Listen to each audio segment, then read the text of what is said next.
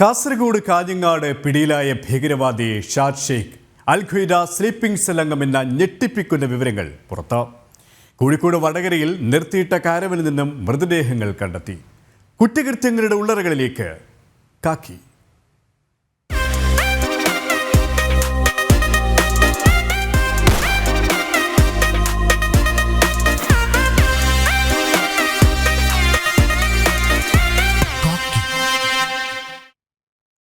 കോഴിക്കോട് വടകരയിൽ നിർത്തിയിട്ട കാരവനിൽ നിന്നും 2 മൃതദേഹങ്ങൾ കണ്ടെത്തി. വടകര കരിമ്പനപ്പാലത്താണ് മൃതദേഹങ്ങൾ കണ്ടെത്തിയത്. മലപ്പുറം സ്വദേശി മനോജ്, കാസർഗോഡ് സ്വദേശി ജോയൽ എന്നിവരാണ് മരിച്ചത്. ഇവരുമായി ഗൂഗിൾ കെ വേണുഗോപാൽ ശരിയാണ്. ഗൂഗിൾ 2 പേരുടെ മൃതദേഹങ്ങളാണ് കണ്ടെത്തിയത്. മരണകാരണം സംബന്ധിച്ച് പോലീസിന്റെ അന്വേഷണം ഇരുതരത്തിലാണ് പുരോഗമിക്കുന്നത്. ഇന്നലെ വൈകിട്ടായിരുന്നു ഈ വടകരയിൽ ഈ വാഹനം നിർത്തിയിട്ടതായിട്ട് നാട്ടുകാർ കാണുന്നത്. ഇന്ന് വൈകുന്നേരമായിട്ടും വാഹനം എടുത്തു കൊണ്ടുപോകാത്തതിനെ തുടർന്നാണ് നാട്ടുകാർ പരിശോധന നടത്തിയത്. ഇത്തരം പരിശോധന നടത്തിയ സമയത്താണ് വാഹനത്തിനകത്ത് 2 മൃതദേഹങ്ങൾ, ഒരു മൃതദേഹം വാഹനത്തിന്റെ, അതായത് ഈ കാരവാൻ വാനിന്റെ സ്റ്റെപ്പിന് മുകളിലും മറ്റൊന്ന് ഉള്ളിലായിട്ടുമാണ് കണ്ടെത്തിയിട്ടുള്ളത്. വടകര പോലീസ് അവിടെ എത്തിയിട്ട് അന്വേഷണമൊക്കെ ആരംഭിച്ചിട്ടുണ്ട്. ആ മൃതദേഹമൊക്കെ അല്പസമയത്തിനകം തന്നെ പോസ്റ്റ്മോർട്ടത്തിനായി കോഴിക്കോട് മെഡിക്കൽ കോളേജ് ആശുപത്രിയിലേക്ക് മാറ്റുമെന്നാണ് നമുക്ക് മനസ്സിലാക്കാൻ സാധിച്ചിട്ടുള്ളത്. എന്താണ് മരണത്തിന് കാരണം എന്നതിനെ സംബന്ധിച്ച കാര്യങ്ങളൊന്നും വെളിവായിട്ടില്ല. കാരണം ഇത് വാഹനം, അതായത് ഈ കാരവാൻ എന്ന് പറയുന്നത് മലപ്പുറം രജിസ്ട്രേഷൻ വാഹനമാണ്. മലപ്പുറം പൊന്നാരിയാണ് രജിസ്റ്റർ ചെയ്തിട്ടുള്ളത്. ഈ വാഹനം ഇവിടെ നിന്ന് കണ്ണൂരിലേക്ക് ഒരു വിവാഹ പാർട്ടിയെ കൊണ്ടുവിട്ട് തിരിച്ചു വരുന്നതിനിടയിലാണ് ഇന്നലെ വൈകിട്ട് വാഹനം വടകര കരിമ്പനപ്പാലത്തിന് സമീപം നിർത്തിയിട്ടത് എന്നാണ് നാട്ടുകാരിൽ നിന്ന് മനസ്സിലാക്കാൻ വേണ്ടി സാധിക്കുന്നത്. പോലീസും ആ രീതിയിൽ തന്നെ കാര്യങ്ങൾ നമ്മളോട് വ്യക്തമാക്കുന്നു. ഇന്നലെ മുതൽ ആ വാഹനം അവിടെ ഉണ്ടായിരുന്നു എന്ന കാര്യം വ്യക്തമാക്കുന്നു. പക്ഷെ മരണകാരണം എന്താണ് എന്നതിനെ സംബന്ധിച്ച വിവരങ്ങൾ ഇപ്പോൾ ലഭ്യമല്ല. വാഹനത്തിന്റെ AC ലീക്കായതാണോ അല്ലെങ്കിൽ ഗ്യാസ് ലീക്കായതാണോ എന്നതിനെ സംബന്ധിച്ച് ചില സംശയങ്ങളൊക്കെ ഉയർന്നു വരുന്നുണ്ട്. അതിനൊന്നും തീർപ്പായിട്ടില്ല. കൂടുതൽ അന്വേഷണം നടക്കുന്ന സമയത്ത് മാത്രമായിരിക്കും എന്താണ് മരണകാരണം എന്നതിനെ സംബന്ധിച്ച ആ കാര്യങ്ങളൊക്കെ അറിയാൻ വേണ്ടി സാധിക്കും. കണ്ണൂർ, കാസർഗോഡ് സ്വദേശികളാണ് മരിച്ചിട്ടുള്ള ആളുകൾ എന്നാണ് പ്രാഥമികമായി ലഭിക്കുന്ന വിവരം. മനോജ്, ജോയൽ എന്നിങ്ങനെയാണ് മരണപ്പെട്ട ആളുകളുടെ പേര്. ഇന്നലെ വൈകിട്ടാണ് ഈ വാഹനം അവിടെ നിർത്തിയിട്ടുള്ളത്. ഇന്ന് വൈകുന്നേരമായിട്ടും വാഹനം എടുത്തു കൊണ്ടുപോകാത്തതിനെ തുടർന്നായിരുന്നു നാട്ടുകാർ പരിശോധന നടത്തിയത്. അങ്ങനെ പരിശോധന നടത്തിയപ്പോഴായിരുന്നു 2 മൃതദേഹങ്ങൾ വാഹനത്തിനകത്ത് കണ്ടെത്തിയിട്ടുള്ളത്. മരണകാരണത്തെ സംബന്ധിച്ച യഥാർത്ഥ കാരണമൊക്കെ തുടർന്നുള്ള അന്വേഷണത്തിൽ മാത്രമേ നമുക്ക് മനസ്സിലാക്കാൻ വേണ്ടി സാധിക്കുകയുള്ളൂ. KP ശരി. കോഴിക്കോട് നിന്നും ഗൂഗിൾ കെ വേണുഗോപാലാണ് വിവരങ്ങൾ നൽകിയത്. കൊല്ലം ബീച്ച് റോഡിലെ റെസ്റ്റോറൻറ്റിലുണ്ടായ സംഘർഷത്തിൽ പോലീസ് കേസെടുത്തു. കഴിഞ്ഞ ദിവസം രാത്രിയിലാണ് റൊണാൾഡ് ഡക്ക് റെസ്റ്റോറൻറ്റിൽ ഭക്ഷണം കഴിക്കാൻ എത്തിയവരും ജീവനക്കാരും തമ്മിൽ സംഘർഷമുണ്ടായത്. ഭക്ഷണം മോശമാണെന്നതിനെ ചൊല്ലിയുള്ള തർക്കമാണ് സംഘർഷത്തിൽ കലാശിച്ചത്. സംഭവത്തിൽ റെസ്റ്റോറൻറ്റ് ഉടമ ഉൾപ്പെടെ 6 പേർക്കെതിരെയാണ് കൊല്ലം ഈസ്റ്റ് പോലീസ് കേസെടുത്തത്. ഇവരുമായി മനോജ് ചേരുകയാണ്. മനോജ്, റെസ്റ്റോറൻറ്റ് ജീവനക്കാരും ഭക്ഷണം കഴിക്കാൻ എത്തിയവരും തമ്മിലാണ് സംഘർഷമുണ്ടായത്. ഈ സംഘർഷത്തിലാണ് 6 പേർക്കെതിരെ പോലീസ് കേസെടുത്തിരിക്കുന്നത്. മറ്റു വിവരങ്ങൾ കൂടി. കഴിഞ്ഞ ദിവസം രാത്രിയിലാണ് ഈ കുടുംബസമേതം ഭക്ഷണം കഴിക്കാൻ എത്തിയിട്ടുണ്ടായിരുന്നത്. തുടർന്ന് ഭക്ഷണം കഴിക്കവേ തന്നെ ഈ ഭക്ഷണം മോശമാണെന്ന് അഭിപ്രായപ്പെട്ടിരുന്നു. അതിനുശേഷം ഇവർ ഈ ഫോട്ടോ എടുക്കുന്നതിനിടയിലാണ് ഇത്തരത്തിലൊരു തർക്കവും പിന്നെ അതിന് പിന്നാലെ സംഘർഷവും ഉണ്ടാകുന്നത്. ഇതിൽ റെസ്റ്റോറന്റ് ജീവനക്കാരും അതോടൊപ്പം തന്നെ ഈ ഭക്ഷണം കഴിക്കാനെത്തിയ കുടുംബവുമാണ് ഇത്തരത്തിലൊരു സംഘർഷം ഉണ്ടായത്. ഇവർ 2 പേരും തമ്മിലുള്ള സംഘർഷം പിന്നീട് അങ്ങോട്ട് വലിയ തരത്തിലേക്ക് മാറുകയായിരുന്നു. അതിനുശേഷമാണ് പോലീസിൽ പരാതി നൽകുന്നത്. ഇത്തരത്തിൽ തന്നെ ഈ ബീച്ച് റോഡിൽ പ്രവർത്തിക്കുന്ന റെസ്റ്റോറന്റിലാണ് കഴിഞ്ഞ ദിവസം ഈ സംഘർഷം ഉണ്ടാകുന്നത്.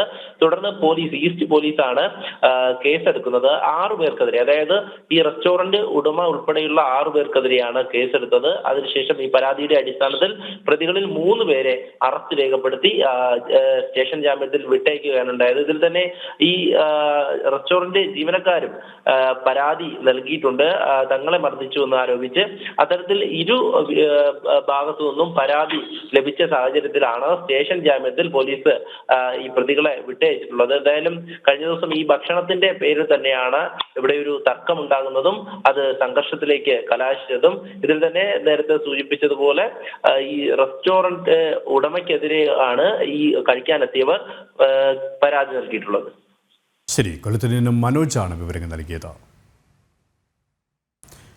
കാസർഗോഡ് കാഞ്ഞങ്ങാട് പിടിയിലായ ഭീകരവാദി ഷാദ് ഷെയ്ഖ് അൽ ഖ്വയ്ദ സ്ലീപ്പിംഗ് സെൽ അംഗമെന്ന ഞെട്ടിപ്പിക്കുന്ന വിശദാംശങ്ങൾ പുറത്ത്. ഹൈന്ദവ നേതാക്കളെയും RSS നേതാക്കളെയും ലക്ഷ്യമിട്ട് കേരളത്തിൽ നിരവധി പേർ എത്തിയതായും അന്വേഷണ സംഘം കണ്ടെത്തി. 2018 മുതൽ ഉദുമ കേന്ദ്രീകരിച്ച് പ്രവർത്തിക്കുകയാണ് ബംഗ്ലാദേശി പൗരനായ ഷാദ് ഷെയ്ഖ്.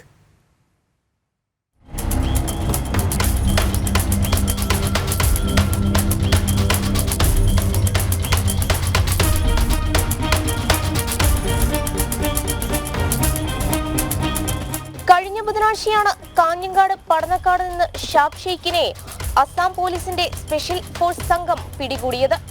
കൂടുതൽ ചോദ്യം ചെയ്തതിൽ നിന്നാണ് ഞെട്ടിപ്പിക്കുന്ന വിവരങ്ങൾ പുറത്തുവരുന്നത്. പശ്ചിമ ബംഗാളിലെ സിലിഗുരി കോറിഡോറും 7 വടക്ക് കിഴക്കൻ സംസ്ഥാനങ്ങളും കേന്ദ്രീകരിച്ച് പ്രത്യേക രാജ്യം സ്ഥാപിക്കുക എന്ന ലക്ഷ്യത്തോടെയാണ് അൽക്വൈറ്റ് സ്ലീപ്പിംഗ് സെല്ലിന്റെ പ്രവർത്തനം. ഹൈന്ദവ നേതാക്കളെയും ക്ഷേത്രങ്ങളെയും ആക്രമിച്ച് കലാപം സൃഷ്ടിക്കുക എന്ന ലക്ഷ്യവും ഇവർക്കുണ്ട്. രാജ്യത്തിന്റെ വിവിധ സംസ്ഥാനങ്ങളിലേക്ക് തെരഞ്ഞെടുക്കപ്പെടുന്നവരെ വിധ്വംസക പ്രവർത്തനത്തിനായി നിയോഗിക്കുന്നു. ബംഗ്ലാദേശിലെ അൻസാറുള്ള ബംഗ്ലാ തലവൻ ഫർഹാൻ ഇബ്രാഹിമിന്റെ നിർദ്ദേശപ്രകാരമാണ് ഷാദ് ഷെയ്ഖ് ഇന്ത്യയിലും പിന്നീട് കേരളത്തിലും എത്തിയത്. തൊഴിലാളി എന്ന വ്യാജേന താമസമാക്കിയ ഇയാൾ പള്ളികൾ കേന്ദ്രീകരിച്ച് സന്ദർശനം നടത്തിയതായും ചിലരെ ബന്ധപ്പെട്ടിരുന്നതായും അന്വേഷണ ഏജൻസി കണ്ടെത്തിയിട്ടുണ്ട്. ഇവരെ കേന്ദ്രീകരിച്ചും വരും ദിവസങ്ങളിൽ അന്വേഷണം നടക്കും. ആസാമിലെ ദേശവിരുദ്ധ പ്രവർത്തനത്തിൽ ഏർപ്പെട്ടിരിക്കുന്നവരെ പിടികൂടാൻ രൂപീകരിച്ച പ്രത്യേക സംഘമാണ് കേരള പോലീസിന്റെ സഹായത്തോടെ പടന്നക്കാട് നിന്ന് പ്രതിയെ പിടികൂടിയത്. ആസാമിൽ രജിസ്റ്റർ ചെയ്ത UAPA കേസിലാണ് നടപടി. അന്യസംസ്ഥാന തൊഴിലാളികൾക്കൊപ്പം താമസിച്ച് പെയിന്റിംഗ് ജോലി അടക്കം ചെയ്തിരുന്ന ഷാദ് ഷെയ്ഖ് ഇതിനിടയിലാണ് തീവ്രവാദ പ്രവർത്തനത്തിന് സമയം കണ്ടെത്തിയിരുന്നത്. 2018 മുതൽ ഉദുമയിൽ താമസമാക്കിയ ഷാദ് ഷെയ്ഖിന് ഉദുമയിലെ ബാങ്ക് ഓഫ് ബറോഡ ശാഖയിൽ അക്കൗണ്ട് ഉണ്ടെന്നും അന്വേഷണ സംഘം കണ്ടെത്തി.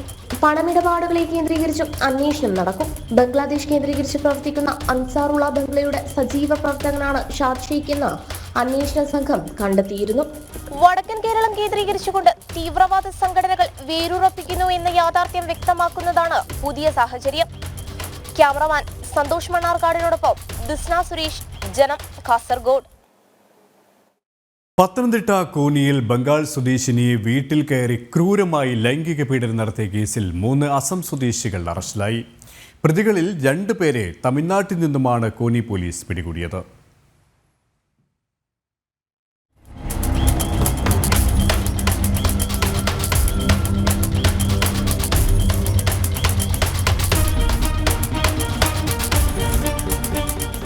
കഴിഞ്ഞ ശനിയാഴ്ചയാണ് കേസിനാസ്പദമായ സംഭവം. അസം സ്വദേശികളായ അമീർ ഹുസൈൻ, റബിക്കുൾ, കരിമുള്ള എന്നിവരാണ് കേസിലെ പ്രതികൾ. കോന്നിയിലെ സ്വകാര്യ സ്ഥാപനത്തിൽ ജോലി ചെയ്യുകയാണ് ബംഗാൾ സ്വദേശിനി. ഇവിടുത്തെ തന്നെ ഒരു ലോഡ്ജിലാണ് ഇവരുടെ താമസം. ഈ ലോഡ്ജിൽ തന്നെയാണ് പ്രതികളിൽ ഒരാളായ കരിമുള്ളയും താമസിച്ചിരുന്നത്. ജോലി കഴിഞ്ഞ് ലോഡ്ജിൽ തിരിച്ചെത്തിയ യുവതിയെ മുറിയിലെത്തിയ 1-2 പ്രതികൾ ബലപ്രയോഗത്തിലൂടെ കീഴ്പ്പെടുത്താൻ ശ്രമിച്ചു. അതിക്രൂരമായി ലൈംഗികമായി പീഡിപ്പിച്ചു. യുവതിയുടെ തൊട്ടടുത്ത മുറിയിൽ താമസിച്ച മറ്റൊരു പ്രതി കരിമുള്ളയുമായുള്ള ഗൂഢാലോചനയിലൂടെയായിരുന്നു പ്രതികൾ കൃത്യം ആസൂത്രണം ചെയ്തത്. പിന്നീട് 3-ാം പ്രതി കരിമുള്ള പോലീസിനെ തെറ്റിദ്ധരിപ്പിക്കാനും ശ്രമിച്ചു. താനാണ് യുവതിയെ രക്ഷിച്ചതെന്നായിരുന്നു കരിമുള്ളയുടെ വാദം. വാസ്തവം തിരിച്ചറിഞ്ഞ പോലീസ് 3 പേരെയും പ്രതികളാക്കി അന്വേഷണം ആരംഭിച്ചു. കരിമുള്ളയെ പോലീസ് പിടികൂടിയായിരുന്നുവെങ്കിലും 1-2 പ്രതികളായ അമീർ ഹുസൈനും റബിക്കുളും ആലുവ റെയിൽവേ സ്റ്റേഷനിൽ നിന്നും സംസ്ഥാനത്തിന് പുറത്തേക്ക് രക്ഷപ്പെടാൻ ശ്രമിച്ചു. തുടർന്ന് കോന്നി പോലീസ് നടത്തിയ അന്വേഷണത്തിൽ തമിഴ്നാട് ജോളാർപേട്ടയിൽ നിന്നും ഇവരെ പിടികൂടി. പ്രതികളെ സ്റ്റേഷനിലെത്തിച്ച് വിശദമായി ചോദ്യം ചെയ്ത് യുവതിയെത്തി ഇവരെ തിരിച്ചറിഞ്ഞു. പ്രതികളെ സംഭവ സ്ഥലങ്ങളിലെത്തിച്ച് തെളിവെടുപ്പും നടത്തി. കോടതിയിൽ ഹാജരാക്കിയ 3 പേരെയും റിമാൻഡ് ചെയ്തു. ജനം, പത്തനംതിട്ട. കോഴിക്കോട് കൊയിലാണ്ടി നെല്ലിയാടി പുഴയിൽ നവജാത ശിശുവിനെ മരിച്ച നിലയിൽ കണ്ടെത്തിയ സംഭവത്തിൽ വഴിത്തിരിവ്. നവജാത ശിശു പ്രസവത്തിൽ മരിച്ചതാണെന്ന് പ്രാഥമിക നിഗമനം.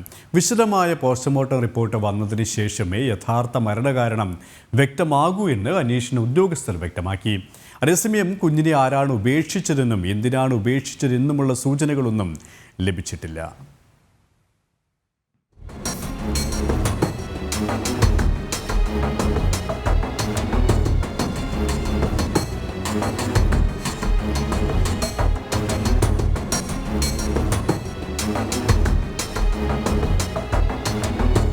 ഇക്കഴിഞ്ഞ ഡിസംബർ മാസം 10-ാം തീയതിയാണ് നെല്ലിയാടിപ്പുഴയിൽ നവജാത ശിശുവിന്റെ മൃതദേഹം കണ്ടെത്തിയത്.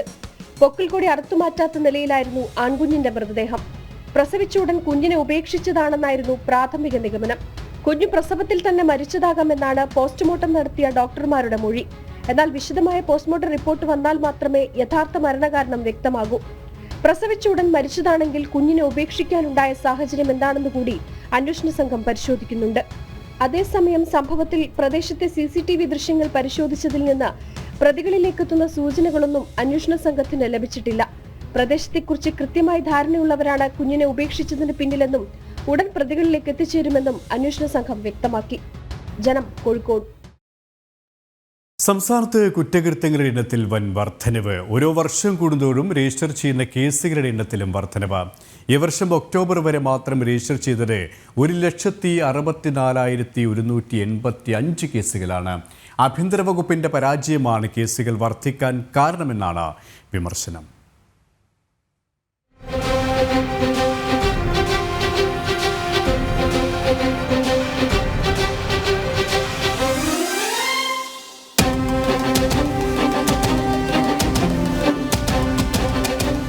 ഓരോ വർഷം കഴിയുന്തോറും സംസ്ഥാനത്തെ കുറ്റകൃത്യങ്ങളുടെ എണ്ണം കൂടുന്നതായാണ് കണക്കുകൾ.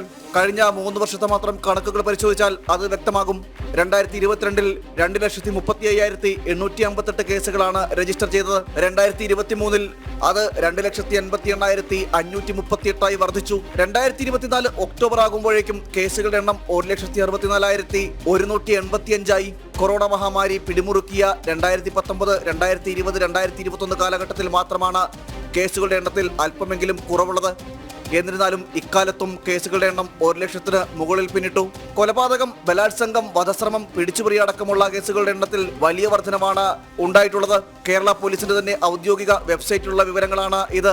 സംസ്ഥാനത്ത് കുറ്റകൃത്യങ്ങൾ പെരുകുമ്പോഴും പോലീസ് സംവിധാനം കാര്യക്ഷമമല്ല എന്നതിന്റെ ഉത്തമ ഉദാഹരണമാണ് ഈ കണക്കുകൾ. പലയിടങ്ങളിലും ക്രമസമാധാനം നിലനിർത്താൻ പോലീസിന് കഴിയാത്ത സാഹചര്യമാണ്.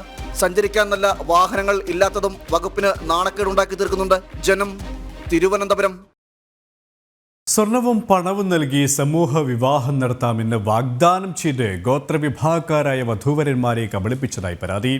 ഇടുക്കിയിലെ വിവിധ ഗോത്രവിഭാഗക്കാരാണ് ചേർത്തല കേന്ദ്രമായി പ്രവർത്തിക്കുന്ന സൽസ്നേഹഭവൻ ചാരിറ്റബിൾ സൊസൈറ്റിക്കെതിരെ പരാതി നൽകിയത്. ജില്ലാ പോലീസ് മേധാവിക്ക് നൽകിയ പരാതിയിൽ സംഘാടകർക്കെതിരെ കേസെടുത്തു.